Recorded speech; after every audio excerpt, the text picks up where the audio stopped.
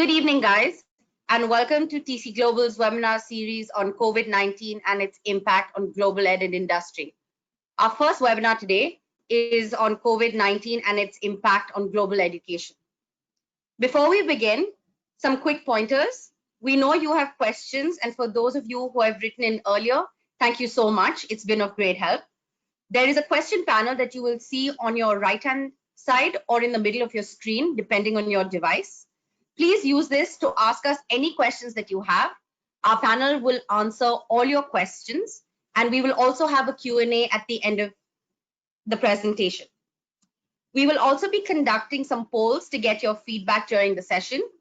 Please just click on the option that you see on your screen that best suits you, and we'll collate the answers. With that being said, I would like to introduce you to Jas, who is a part of our international relations team, who will be talking us through the impact of this pandemic on global education in all the various countries. Over to you, Jas. Thank you, Rahini. Thanks everyone for joining us. It's great to have so many of you with us this evening. So as Rahini said, my name is Jas. I work in the international relations team at TC Global. As you can tell by the accent, I'm from London and I moved here to work with the organization, here being India, over a year ago now. So with me, I have a panel and the pictures will pop up now of Bindu. Bindu, give a wave. Krishna, Kalpana, and Prasad. So there'll be Krishna, Bindu, and Kalpana all work in the international relations team alongside me, and Prasad is a relationship manager from our Pune branch. So they'll be helping answer all of your questions today, which you can put into the Q&A box, but also we'll have a Q&A session at the end to answer some of those really important ones.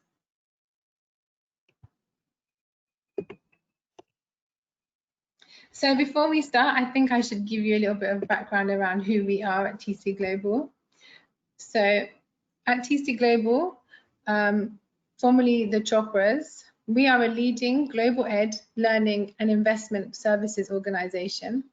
Our mission and purpose is to build a global mobility and learning community for students, people, industry and partnerships to help shape the global citizens of tomorrow today. We've been around since 1995, led by passionate founders that saw the need to inject career development and future planning into the socio-economic conversational frame in the education landscape here in India. Today, we've engaged with over 2.5 million students, helped shape the lives of thousands, and are now creating a next generation platform ecosystem that will transition us into a platform brand built for a generation that has grown up in the age of the internet, which I'm sure is many of us here. And I'm liking to say that I'm young enough for that. We are continuing to build, adapt, and advance our mission, even as we see a new world take shape, and that is what we're seeing right now. We look forward to having a really meaningful dialogue with you today. So thanks again for being with us.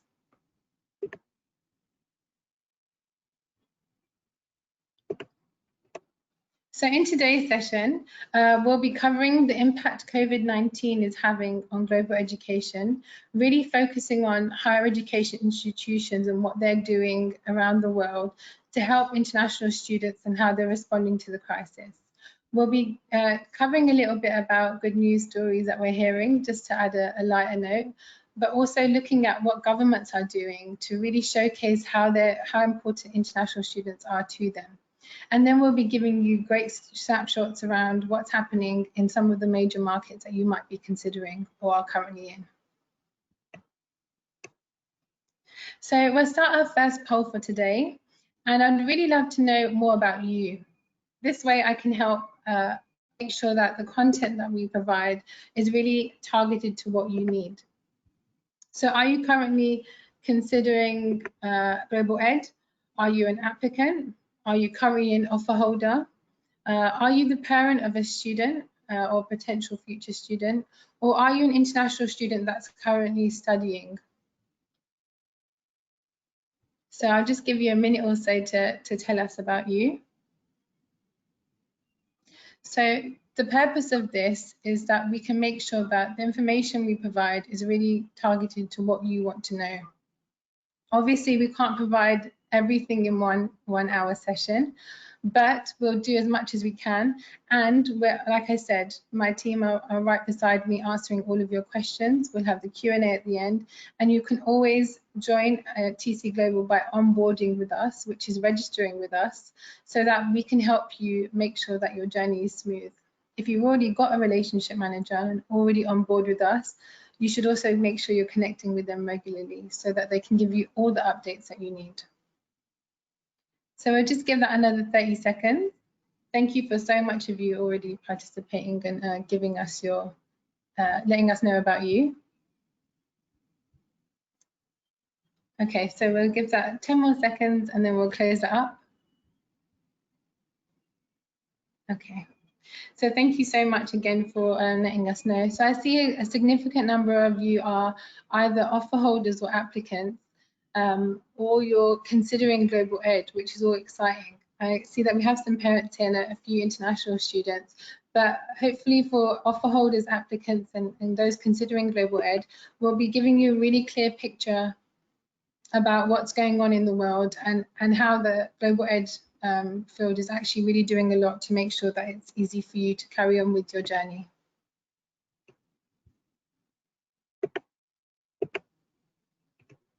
So I thought I'd start off with this quote I've seen, which is by Oliver Marcus Malloy, who's a novelist, and he said, "The coronavirus pandemic is a world-changing event like 9/11.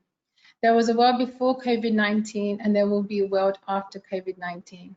I think that's really apt right now because we hear constant flurry of bad or sad news. Statistics are thrown at us and numbers all day long. And it's really hard to sometimes see that there'll be a world after this. And it will be a world in which we can thrive, a different world. And that's what our series of webinars are focused on, trying to help you really tackle that and make sure that you're prepared for that and you know you're informed about what's happening. But we should keep that in mind that there is a world after COVID-19 and it has so many opportunities for everyone. And with that in mind, I thought I'd just take a second to focus on some of the good that's happening and some of the opportunities that have come out for us as humanity. So if we take a look at climate change, this is something that we've really been hearing quite a lot about recently. In the last few years, it's become particularly critical. And I don't know about you, but I hear a lot more birds outside my window. If you're in India, you would know that the air is a little bit fresher, particularly in places like Delhi where pollution levels are high. And actually, they've seen it at its lowest in 5 years. But in general, there's a sense that the world is healing and we're giving it a break, which is a beautiful sentiment to think about, considering that it's our only home right now. And then also we can think about technology. So not only have companies like Apple and Google really done quite a lot to help in tackling the COVID-19 crisis in terms of providing solutions where we can track, support, monitor, and communicate. The communication piece is a really key thing. I know there's so many people that have been using House Party and Ludo and things like that to really help stay connected in a time where isolation is such a difficult thing for us. And in fact, someone I know said to me that we're quite lucky, not lucky that this is happening, but lucky that we live in an age where technology is so prominent that we can be connected without even being near each other. And I think that's a really great thing to think about. And lastly, there's a picture of this beautiful man called Tom. He's 99 years old, but he's turning 100 tomorrow. And I think he's a really great depiction of human spirit and the fact that we're all acknowledging that we are one human race. And there's been such beautiful stories come out of how people have been helping each other. And Tom's a great example. He's been doing laps up and down his garden to raise money for the National Health Service in the UK. He's raised over £20 million. And things like that are being seen everywhere.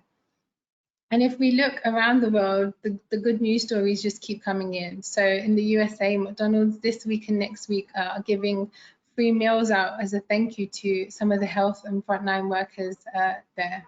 And then in Germany, where we know that the lack of tests have proven a real issue during the COVID-19 crisis. They've been using pool testing of groups to help tackle that issue by only testing groups in which there is some kind of positive show for COVID-19. And then in the Czech Republic, they have had a really quite a flattened curve because they were one of the first to introduce wearing masks in public or as a requirement. And that's had a real impact. And as I spoke about just before, South Korea is a really great example of how they've used technology to flatten the curve with apps being used to track where positive people have been so that they can make sure that people that they interacted with are checked and not at as much risk. And then the New Zealand story is a really great one because it's starting to show us that we've seen the peak of what's happening here. And right now, New Zealand is a great story for us because on Monday, they moved down from a level 4 on lockdown to a level 3, which has meant that 75% of the economy has reopened. And that's what we should focus on. Things are slowly starting to get back to normal. It's a new normal, and it will be a new normal for some time, but it's happening, and we're all being part of that, which is great. So I just wanted to show you a snapshot of government support for international students and just in general. So I mentioned that they have been really proactive, and I think Australia and New Zealand are really two great examples. So in Australia, they've been really flexible with visa requirements being met, understanding that at this time it's difficult to have access to the facilities that you need in order to meet all of those requirements. So there's been extensions to deadlines and some relaxation of regulation just for this period.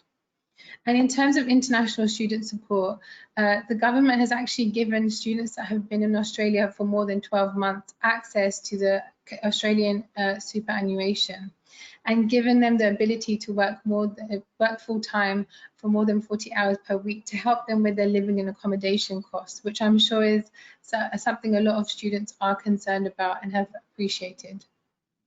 And then if we look at Australian universities, they've been very progressive in the way that they have addressed international students, but also their local communities.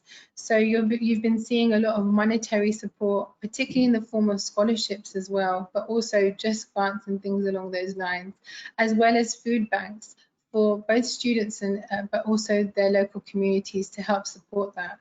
And so these kind of things have shown that universities and governments really understand what needs to be done to help those that are most in need. Australian universities have raised over 110 Australian dollars, which is about 500 crore in money to help students.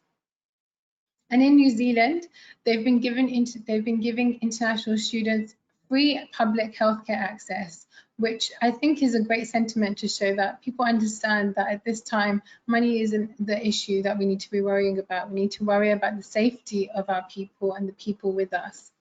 And they've even been giving 350 New Zealand dollars per week to all international students that were working in New Zealand prior to the COVID-19 lockdown and crisis. And that's really been helping support those students in terms of their accommodation and their living costs. And you can imagine it's quite a difficult time, and I know some of you are international students, so it's a great thing to see that the government's supporting them.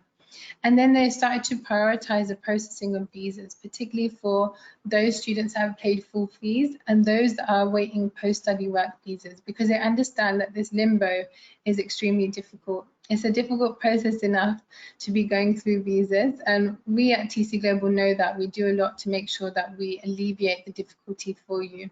But they also acknowledge that they don't want to make it any harder for anybody else.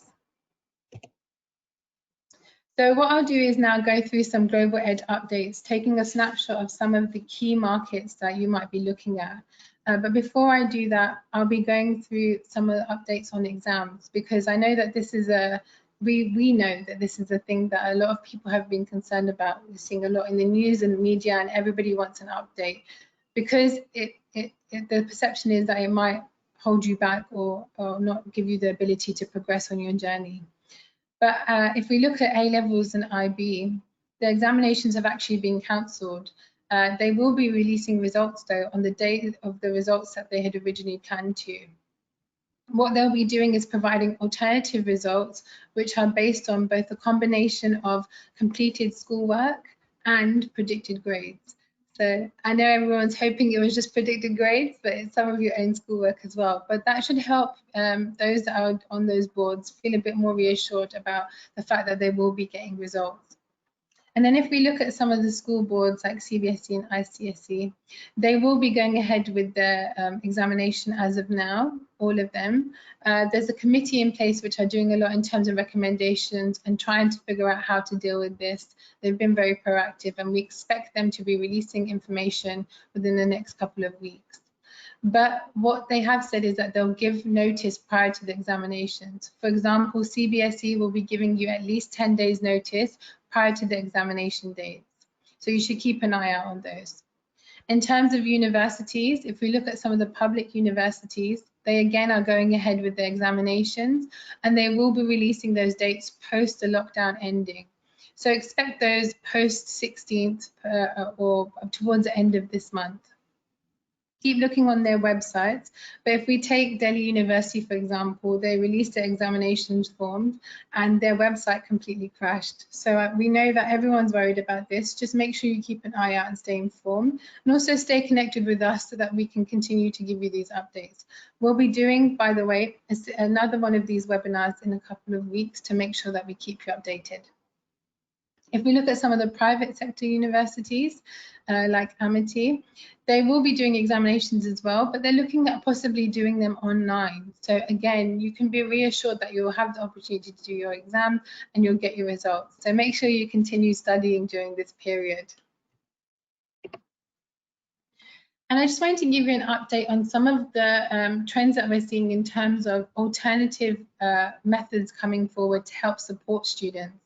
So English language requirements are often something that are required by most universities and even governments. So at this time, a lot of test centres are closed, and there's been a series of alternatives that have come up that have been accepted by universities and governments.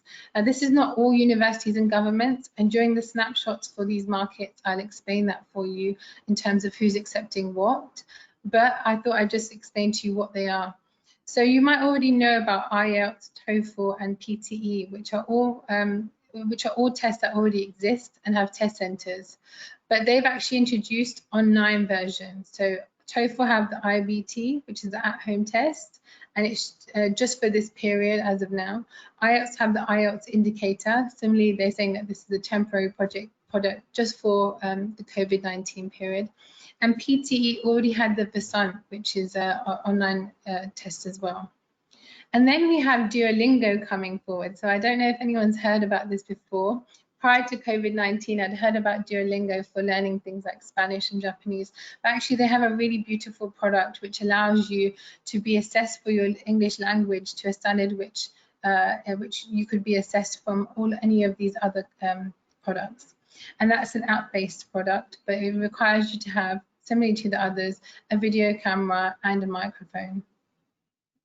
Then we have Language Cert and Password, which are accepted by a couple of countries. Like I said, I'll be mentioning those later, but these are also online tests. So we'll be doing our next poll now. And in this poll, I want to know what's your top concern right now? So let us know, is it about the resumption of face-to-face teaching? When is that going to happen?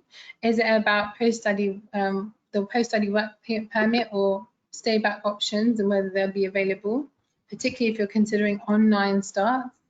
Is it about fees, whether there be deductions or whether there be some kind of scholarships in place and things along those lines, how you pay and all of those kind of questions? Is it about your safety as an international student? And obviously that is a top concern people generally have anyway. But is that your top concern right now?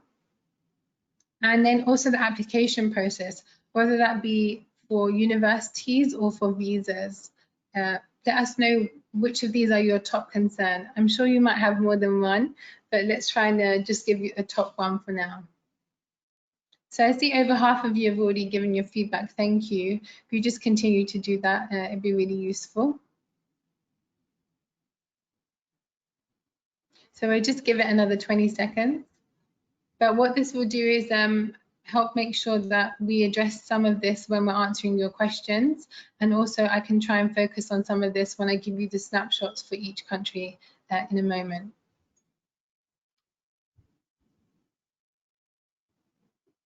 Okay, last 5 seconds.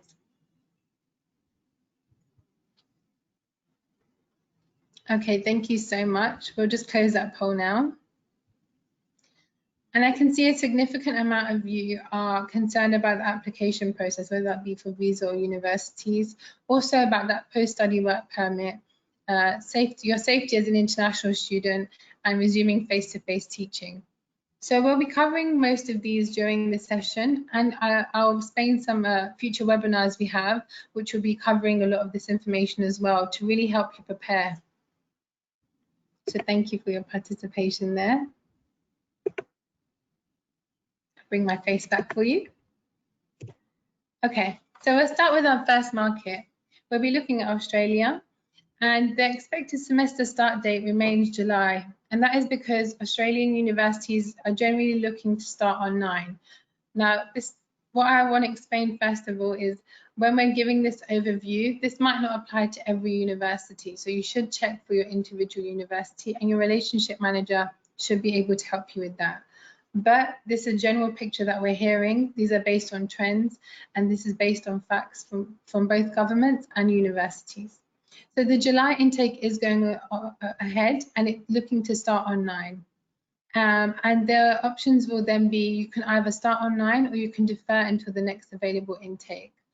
And in terms of your post-study work visa, you can take up to 2 modules on 9 without there being any impact. If any universities are starting face-to-face teaching, and there seems to be very few of them, they'll be having a later start date. So you should expect that if you're looking for face-to-face. When it comes to the fact that the post-study work visa means that you can study up to 2 modules on 9 without any impact, you should note that universities are considering that when they're releasing their online starts. And I want to just clarify something here. When we're talking about on 9, we're talking about the program starting on 9, but it's not going to be online the whole time.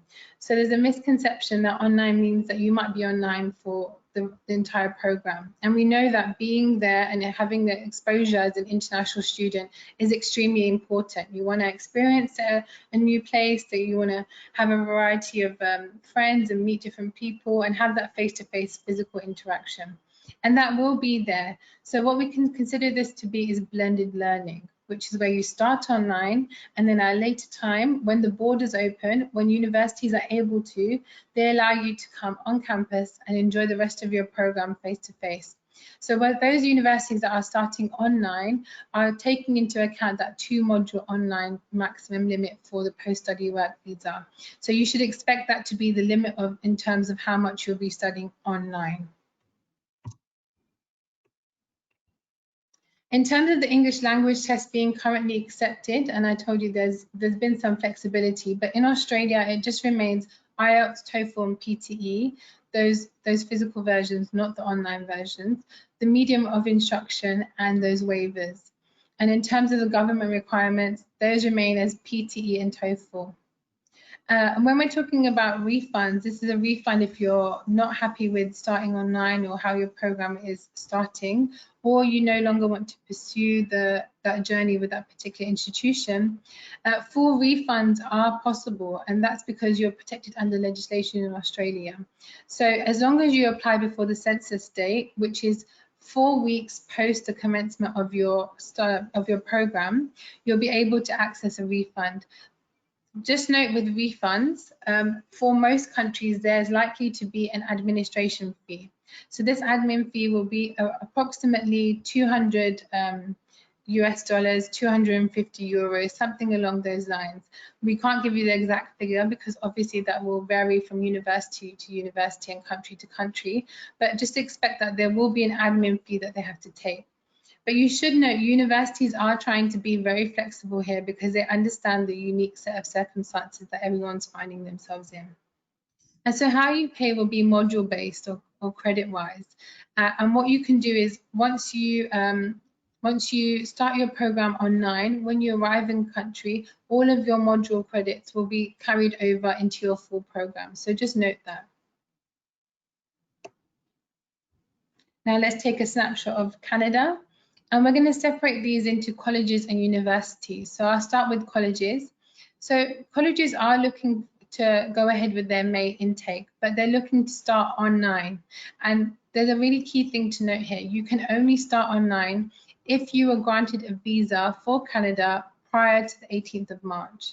So if you do not have a visa, you did not have one prior to the 18th of March, unfortunately, you're not able to start online. What you can do is defer to the September intake.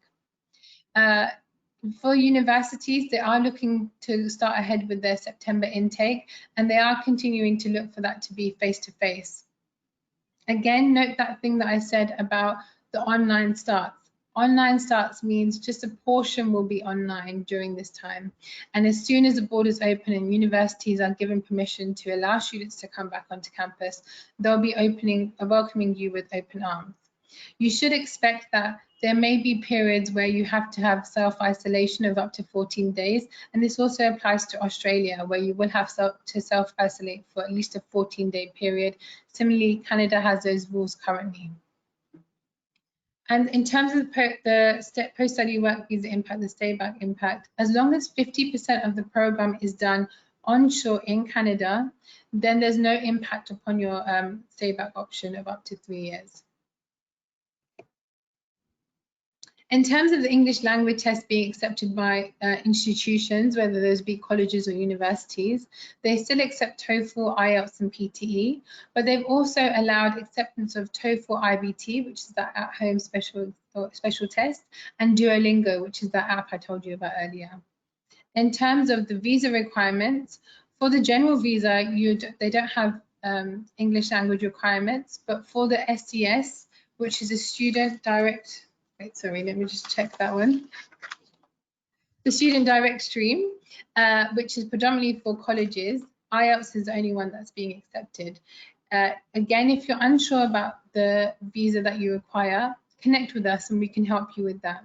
What we will advise everybody, regardless of the country that you're going to, make sure you have your visa documentation ready. Everything should be ready. As soon as the visa offices reopen, there will be a mass of people wanting to go there. So the more prepared you are, the better it will be for you when that happens. In terms of those refunds I mentioned earlier, refunds are possible. Most institutions are likely to give them, but that might be differing on a case-to-case basis.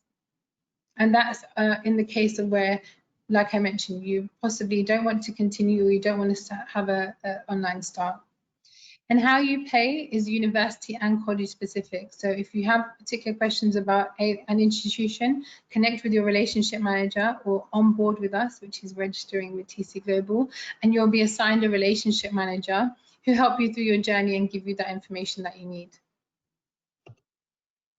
Okay, let's move over to Europe and we'll go to Germany.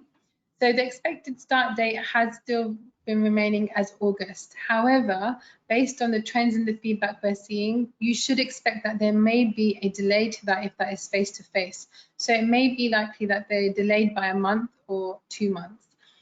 But some institutions are considering an online start. So again, your options there are to start face-to-face, which may have a delayed start date, start online for those that are available, or if you don't want to start online, you can defer until the next available intake.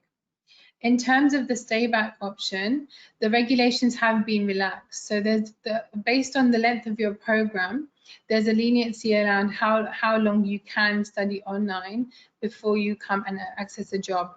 So for example, for a postgraduate program, you're allowed to do an extensive amount up to a year online and then be able to go for the second year and do your work experience in Germany.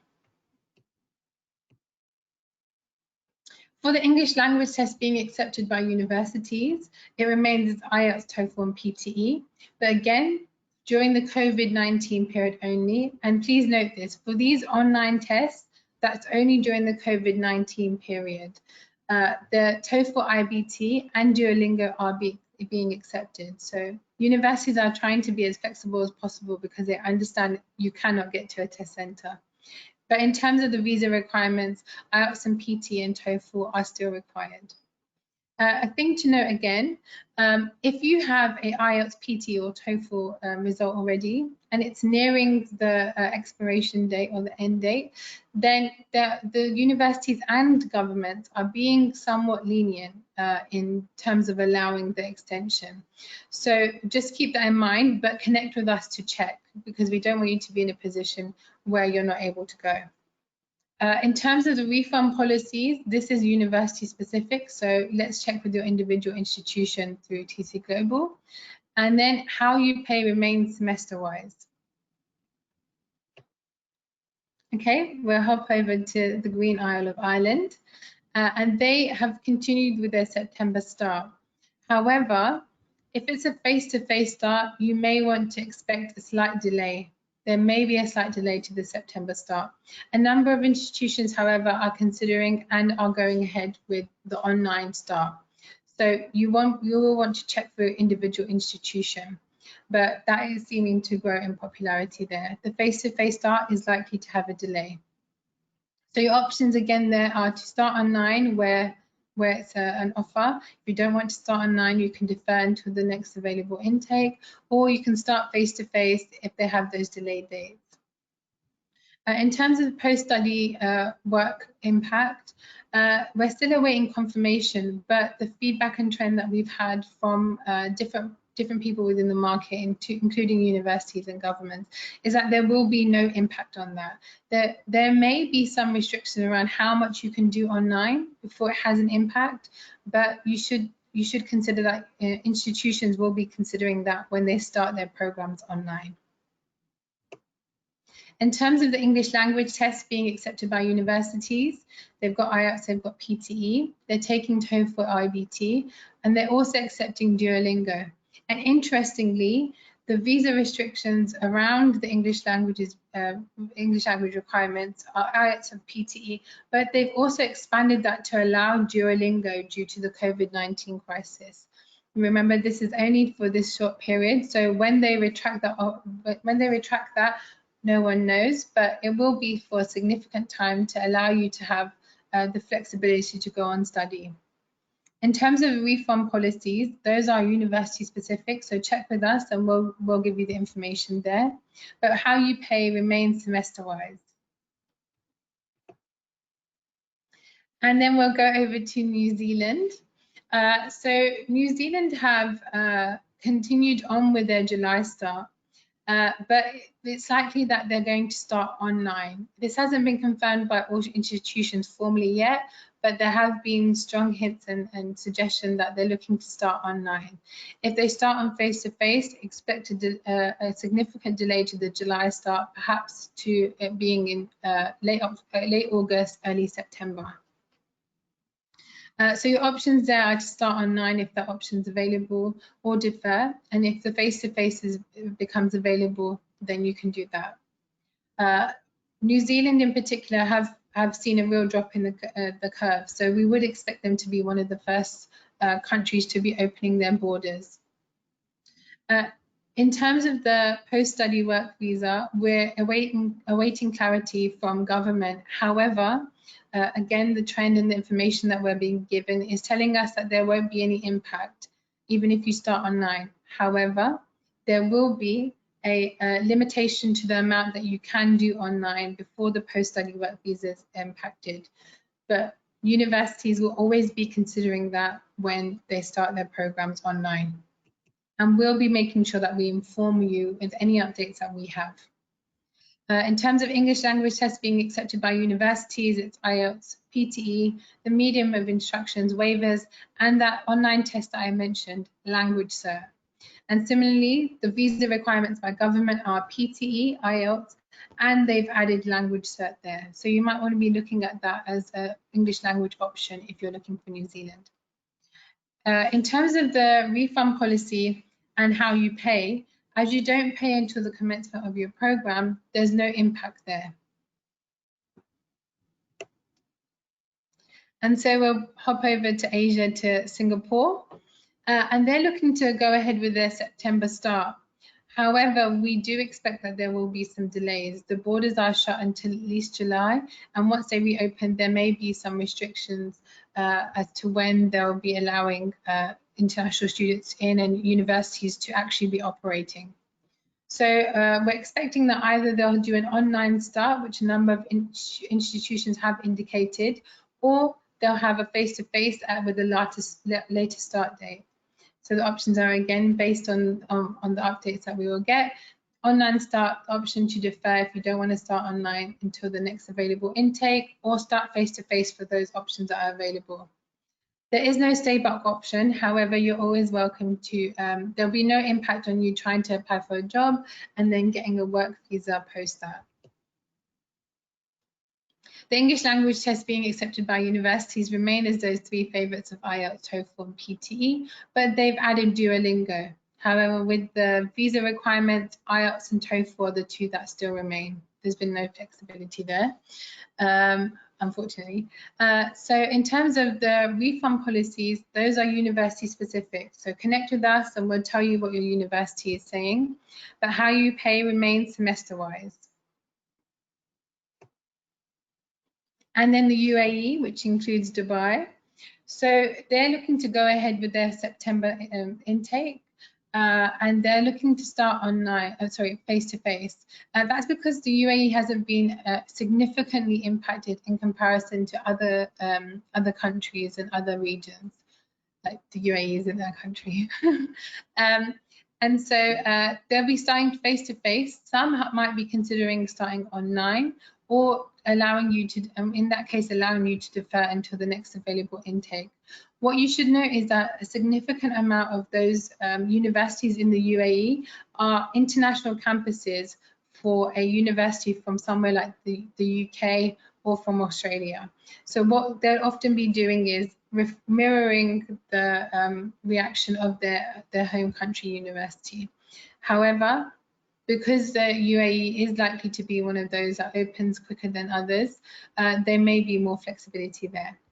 There's no stay back option, but the ability to apply for work still remains.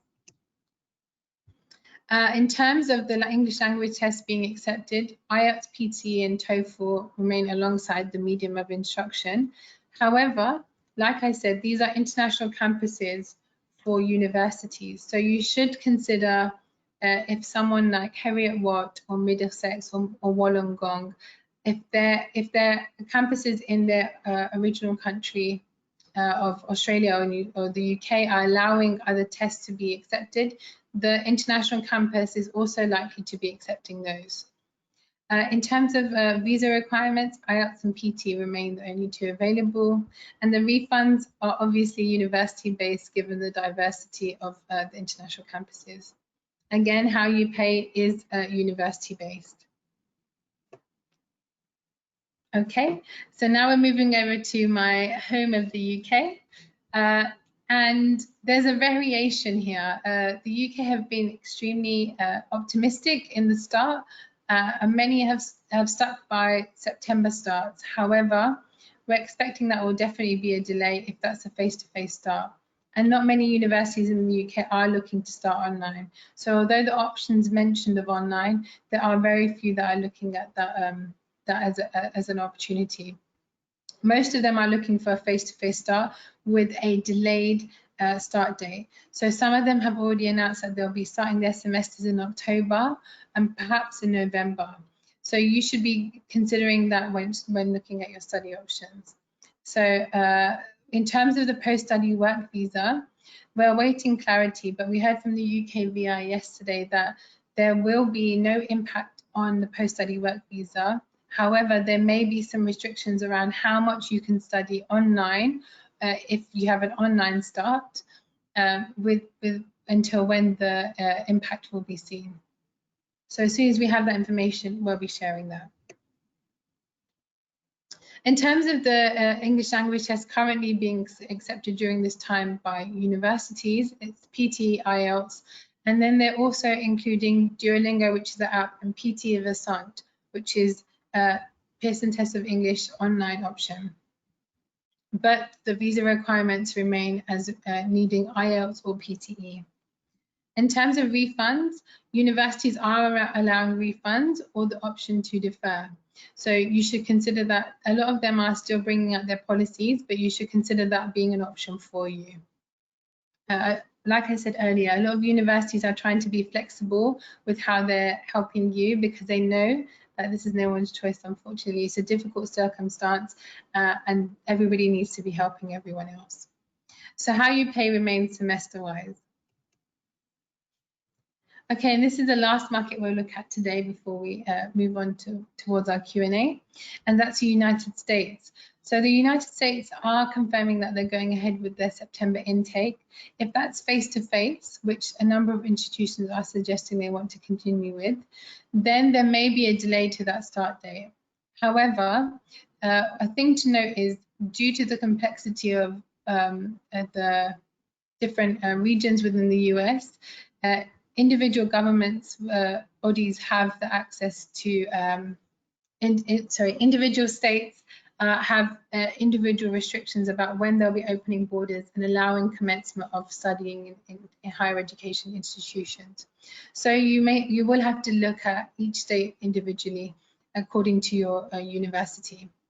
So a number of them are looking at an online start, and if you do start online, then you have the option to defer until the next available face-to-face intake. However, there are a significant number that are also looking to start face-to-face, and like I said, you should expect a delay in that start. In terms of the stay back option, your OPT is unaffected as long as you do a maximum of 9 credits online offshore.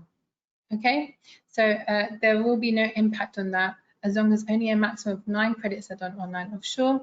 And again, universities are considering that when they're starting their online programs. So they'll reflect that in the way they set up your studying.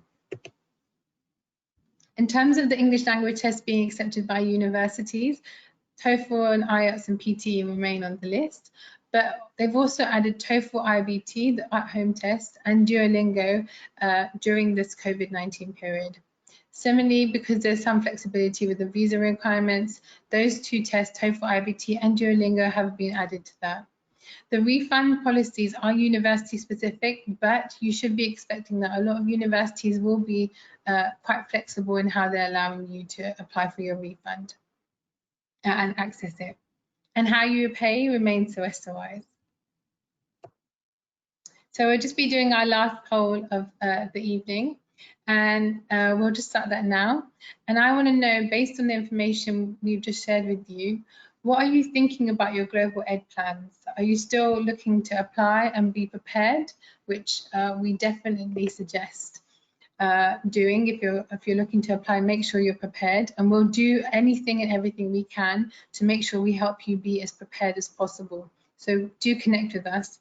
Are you looking to start online for those countries and those universities which have the online start?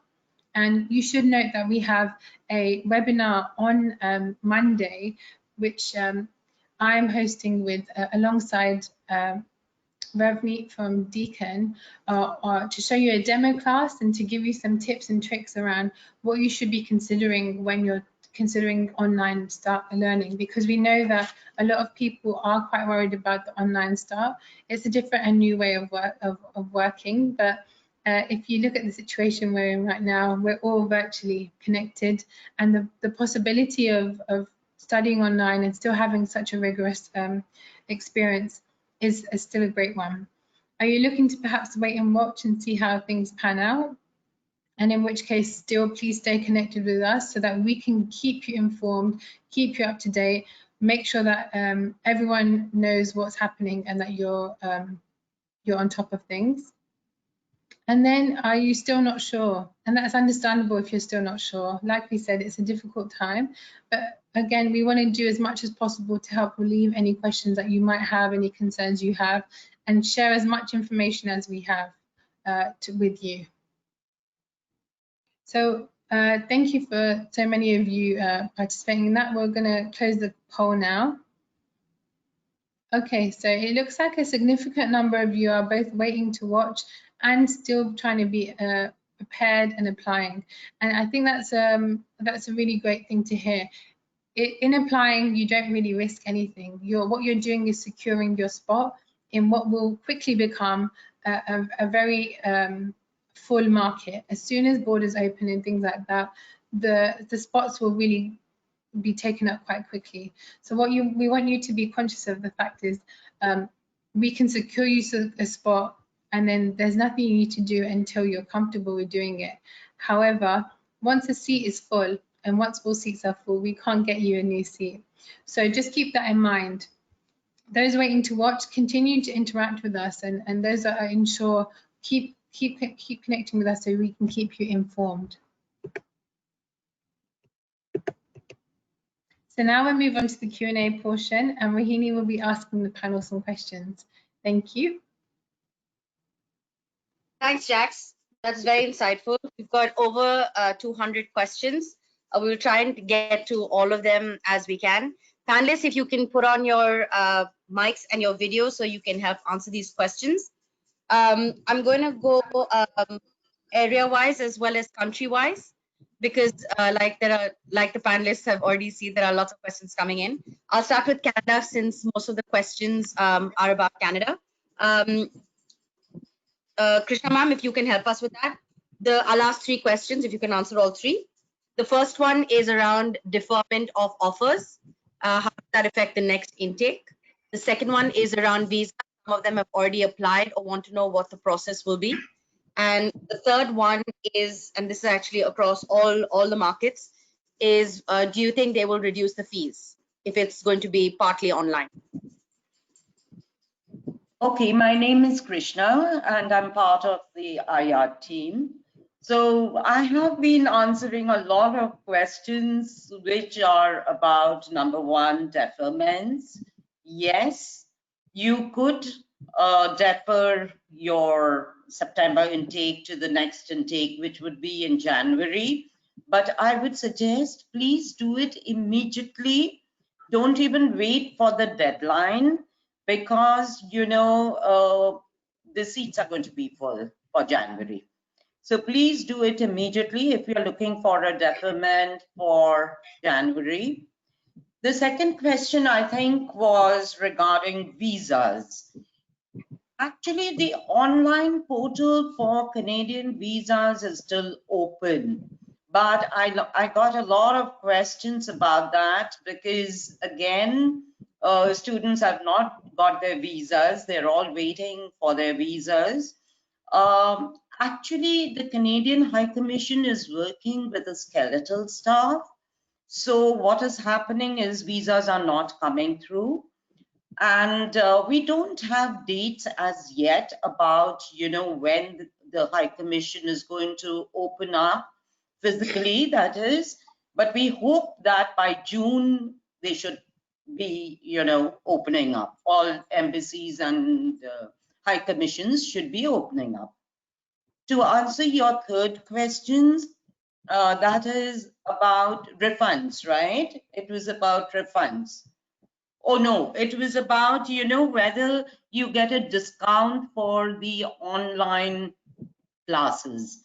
Now, as, okay, for Canada, you do not get a discount for the online classes, but you know, you could do one semester 50% of the course. That was another question which I got, and 50% onshore, and you still get the post-study work permit. Okay, about other countries, I would request Kalpana to take it up so that she could speak about, you know, Australia, New Zealand, and the UK. So as Thank far you, as Krishna ma'am. Thanks, Krishna ma'am. Rohini, are we having similar questions for? Yeah, Australia is basically asked for Australia, New Zealand. They all want to know the same set of questions. Will it be reduced fees, part-time work? Does it affect post-study work options? Yeah, those are. And So will it affect the deferment process? Will it affect the number of seats that are available in 2021? So Australia, as Jas mentioned, they are going online for the July intake, and most of the universities are offering module-wise or course-wise, enrollments. You are supposed to enroll and pay for one module or two modules maximum, which will not affect your post-study work visa. So students can start now in July, and when the borders open, and you don't require visas for these courses. Once the borders are open and you've got a valid visa, students can travel to Australia and pay the rest of the fees while they are there. You can defer. There is a process of deferment, and most of the universities are coming up with October, November intakes in Australia. They can go in October or November.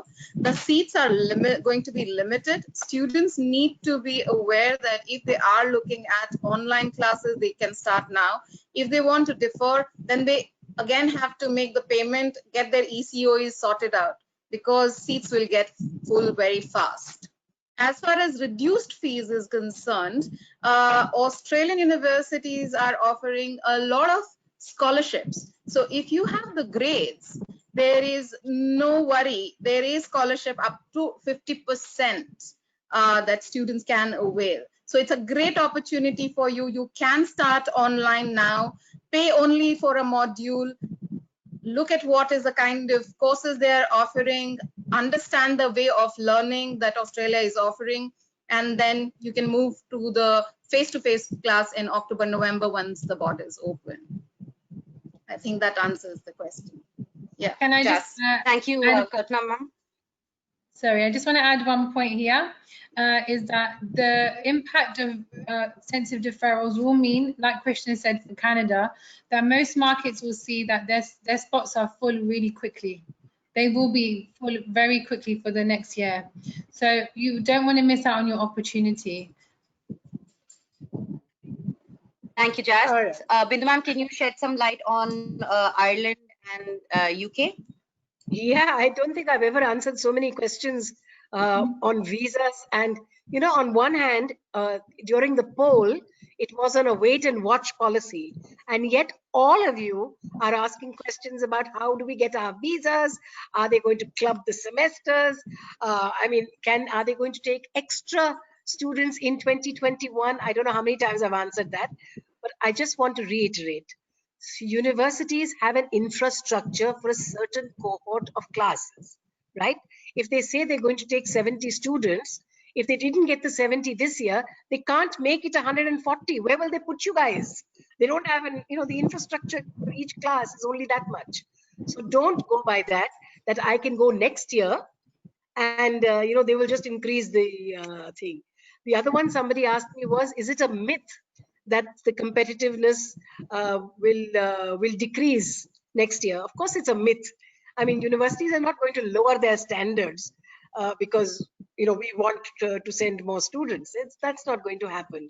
But visas across the board, please, guys, no visa office is open right now.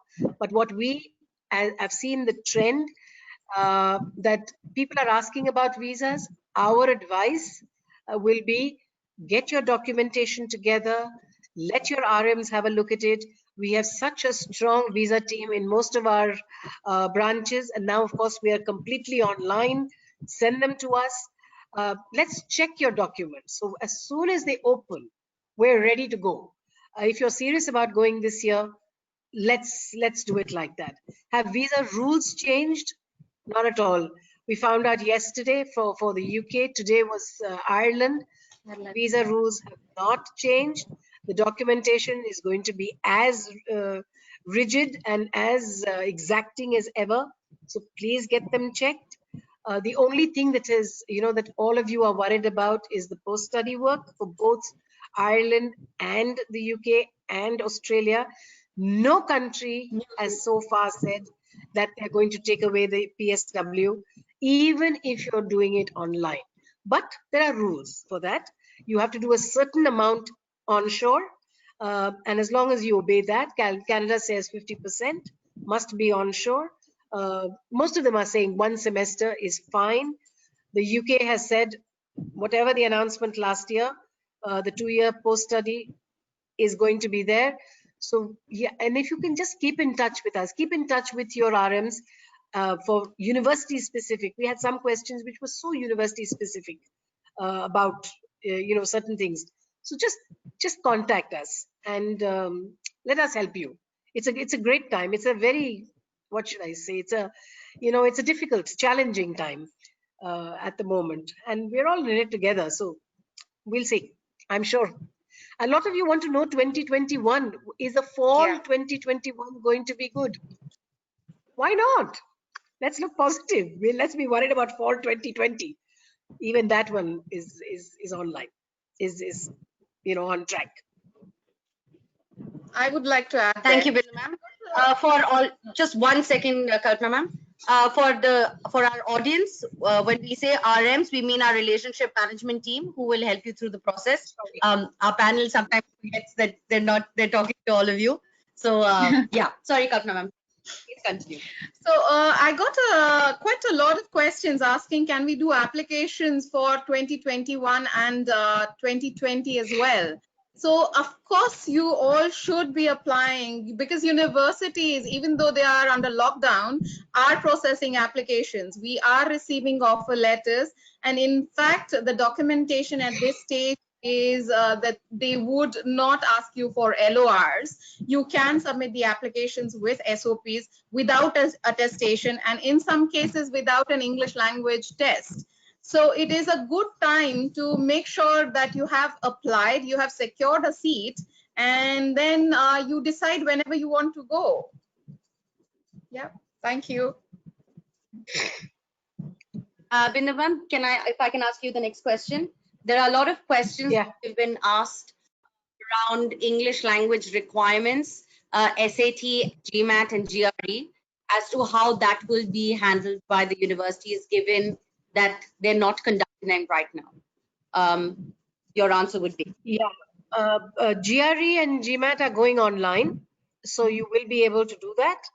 The one that is going to be the tough one is SATs right now, but SAT is basically required for the US. And to be honest, all universities worldwide are being flexible with these kind of things. So do write into us. If it's a university specific query, write into us and we will tell you about that particular university. But otherwise, everything is online. Our learning division, or the teaching that we do for the test prep, the preparatory ones, we are now teaching completely online for all across the board, for GRE, GMAT, SATs, all the English language stuff. So it's a new world. I mean, for me too, it's definitely a new world. But this is the new normal. It's all going to be online, so you don't have to worry about getting from place A to place B. Somebody asked about, can he do it? He's living somewhere else. Sure, come. There is a question as well around job opportunities after. Jas, would you like to give us a brief insight on that one? Sure. So I think there's a understanding that there will be a recession for after this. And what we've done is actually we've got a webinar coming up on Monday, which is, sorry, not Monday, next week, which is focused on helping support you with how you should prepare yourself and the next steps to be aware of what you should do to be future ready, because the world of work is going to change.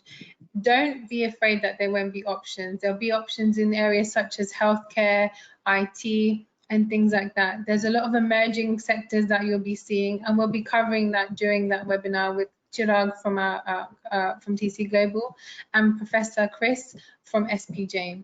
So have a look at that webinar, and we'll be giving you a lot of information there, but there'll be opportunities. You need to be prepared. You need to be ready. You need to be focused. Thank you, Jas. Prasad, the last one for the evening is going to be for you. How do I go about looking for jobs given the current situation in the UK? Okay, so hi everyone, I'm Prasad. I'm from the relationship management team from Pune branch. If you're going in September 20, yes, that will be a valid question. But my experience of studying in the UK and working in the UK, do not worry much about the jobs the minute you are on the flights. Your first concern should be to come to United Kingdom, settle yourself, understand the education system. Every university has a lot of support offered to you in terms of the career development, the job assistance, the job fairs. Give yourself time, give yourself about 4 to 8 weeks to understand how UK works. Then bring yourself to the career development center. It's a very structured process. So they'll take you through the entire process and you should be able to find the job provided you have the required skills, you're smart enough and you're there. And please start applying for jobs at least about 9 to 10 months in advance. Don't wait until you graduate and then expect things to come your way, because like you, there will be thousands of students vouching for the same jobs. And that's when the situation can get tricky, is what my strong advice is. Thank you, Prasad. Thank you. The individual questions, guys, if you can just write into webinar@tcglobal.com. We will ensure that your individual questions are answered. But as for the general ones, thank you, panel, for answering them. You have been amazing. Jas, over to you. Okay, so like Rainy said, if you do have any of those questions that you want us to answer, connect with us. We're willing to help and answer any questions you have.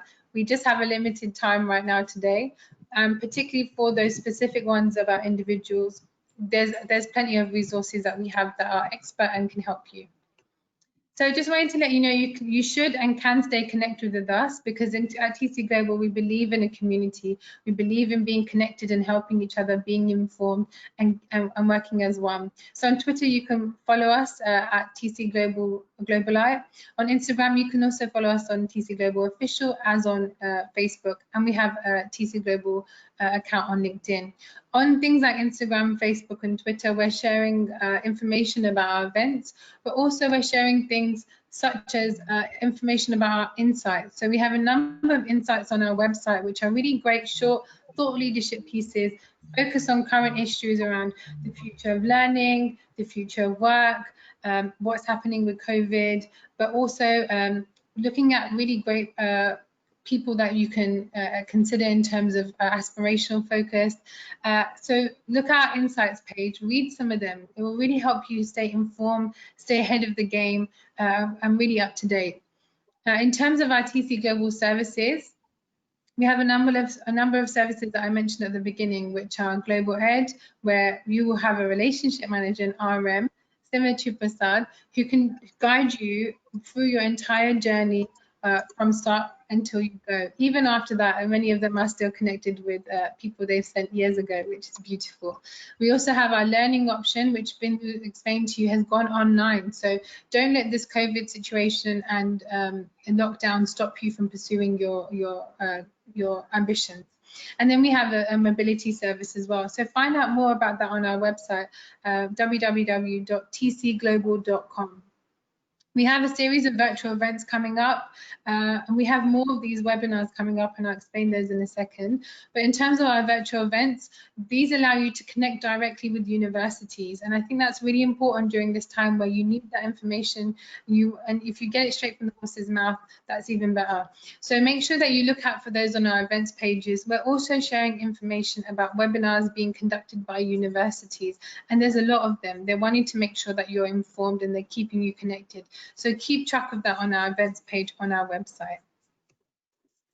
And just to let you know, this is the first in a series of webinars focused on COVID-19. So on Saturday, we have one being taken by Bindu, and that's focused on, is Global Ed still a great decision for me? So this is looking at the trends that we're seeing, and this is really making you think, should you pursue this? Is this right for you? And at the end of the day, the philosophy of our organization is to make sure that we always do the right thing for the student. So we want you to really critically evaluate, are there opportunities here? Is this the right opportunity for us? What can I get from going through with my Global Ed journey now? And then we have another one on Monday, which is focused on online learning. And I mentioned earlier, I'll be doing that with Ravneet from Deakin, and we'll be showing you some of the opportunities that you can really harness during your online learning experience. Remember, we were talking about blended learning, so the whole program won't be online. But whilst you are studying online, really find out how to navigate that. And Ravneet will be helping us with a demo class or some samples of what it's like to be on an online class, how you can stay connected, making sure you network, making sure that you really have the great experience that you want from your learning journey. And then lastly in the series, on Thursday, we have that one focus on career possibilities and the realities post-COVID-19. We know that when you're looking at studying in global, when you're looking at studying, whether that be through learning, global ed, or even for mobility, you really want to consider what are my career options, what can I do? And COVID-19 has obviously put us all in a bit of a limbo land. So Chirag, who's our head of strategy and human capital management, will be alongside Professor Chris from SP Jain, really giving you some insights into what's happening, where you can find opportunities, how you can prepare yourself, and make sure you're ready for the world of work in your future. So on that note, I'd like to thank all of you for being with us today. I thank my incredible panel for supporting us with answering all of your questions. Thank you to Rahini. And as we say at TC Global, stay safe and we'll speak soon. Thank you, Jess, for taking the time out, and the panel. Thank you so much. I hope you found this useful, guys. Again, as Jess mentioned, please, if you have any questions, write into webinar@tcglobal.com and we will answer your questions. For those questions that were not answered, we will try to get you answers in the next 2 days on the email address that you have sent us. Thank you so much.